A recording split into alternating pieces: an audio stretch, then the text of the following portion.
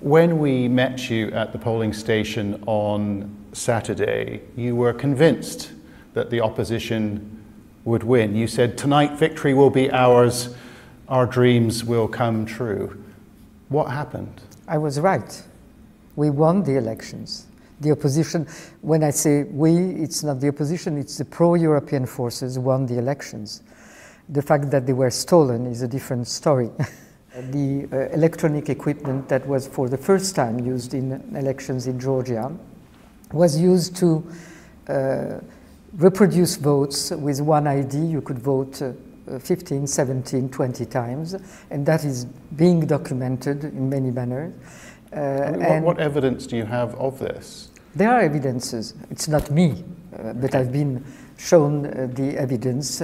International election observers have criticized the election. They said they witnessed cases of double voting, ballot box stuffing, of intimidation and the like, but they didn't condemn the election. They didn't say this election had been rigged, and that's a problem for you, isn't it? No, it's not a problem, because the International Observer Mission never condemn elections 2 days after the election.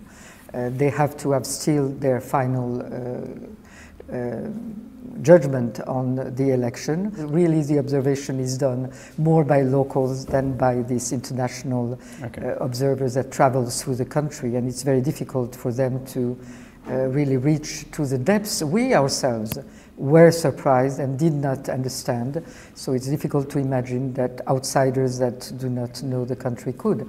But you're convinced by the evidence that you have seen that this election has been rigged? If I had not been convinced, I would not have announced that these elections are not legitimate, that they have been stolen from the Georgian people. Very interesting to see that the only places where the election was free, limited, because people were not allowed to vote in mass, but where they were free, that is in our diaspora, 90% of the voters gave their votes to the pro-European choice. Leading figures in the opposition have described the election as a Russian special operation, planned in Moscow, executed by Ivanishvili, the leader of Georgian Dream. Do you agree with that? Yes. I don't know whether it was planned in Moscow, but the methodology, the sophistication, the extent, the fact that in different places of the country, different methods were used in parallel, all of that is a very good organization. It's not something that was just done, I try to fraud here and there. It was very well planned in advance, organized. I think they were it is the mark of the signature of FSB and that type of organizations.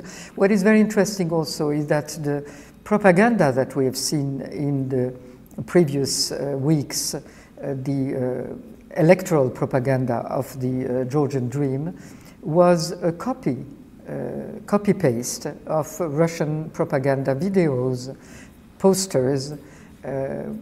We might have seen those that put in parallel Ukrainian tragedy and Georgian prosperity, or we have seen those that remember Soviet posters of the old times that were doing that. And more recently, there was one video that was posted last week that was a copy of a video that was used in the Putin campaign. Okay, I mean, it's a strong accusation to make. I mean, some people in this country are going to say the real problem here is that the opposition, including yourself, are refusing to accept the verdict of the... I'm not included in the opposition. Okay, but the opposition are refusing to accept the verdict of the election. The problem here is that they don't accept the result because it went against them. As I said, there are so many elements that show where is the will of the Georgian population. It was shown on the streets last March, April. Those hundreds of thousands of people, where have they disappeared? They didn't vote? No, those are the people that instead of leaving the country, young people, stayed. Those are the young people that said, we'll stay for the elections, it's our last chance and we'll take it. I don't know what will happen to them now. So what now? You've called for protests. A protest is planned for this evening. What are you trying to achieve with this? Are you seeking to unseat the government? through these protests? I'm not there revolt? to unseat or seat anyone. I have made a judgment on the elections, and I think that those people that have to confirm this judgment, because I'm the only independent institution in the country that is left, those that have to confirm it are the people, and I think that will be the meaning of this, not protest, but expression. There is no other place where the people in this country can now express their votes and their will to stay on the European path. Now then, the choice will be either we will move into the program of the ruling majority, which is to arrest all the opposition leaders, to impeach the president, to start also actions against the civil society according to the Russian law that has not been rescinded, start actions against the free media. So we'll move to a different type of regime, nothing European, but more Russian-like, or we'll go back to the European path through, I don't know, maybe that will be new elections that will be asked by the political parties. It's up for them to decide on the strategy. I think today it will be just a very peaceful demonstration of what the population feels towards this stealing of elections. But power has passed, you're saying, to the people to legitimize these elections or not. That's how it happens in every country. The danger is that these protests are suppressed, potentially violently, that people could get hurt. Well, people will get hurt. What I've described, the promises of the ruling majority, the very strange electoral campaign that they had, which was not an electoral campaign to seduce, but was an electoral campaign to threaten, those threats will be put into, there won't be any freedoms left in this country. As I said, I am today, and that was one of the issues with the elections, I'm the only independent institution in the country. So it's a very dire situation for the country in general. I don't think that the protests today will be anything but peaceful. I don't think that the confrontation will come from that.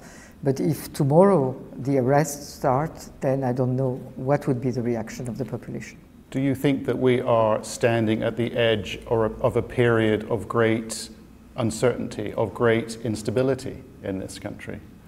Instability in this country can come only if the people are repressed, if their freedoms are suppressed, if their right to go in the direction that they want is suppressed. What would you like Brussels, Washington, London to do? Are you expecting anything I think from that them? they have to support the European-loving population and not a majority, a ruling party that wants to continue one-party rule in this country that is going to look more and more Russian. I believe you have a few months left in your presidency. Not even.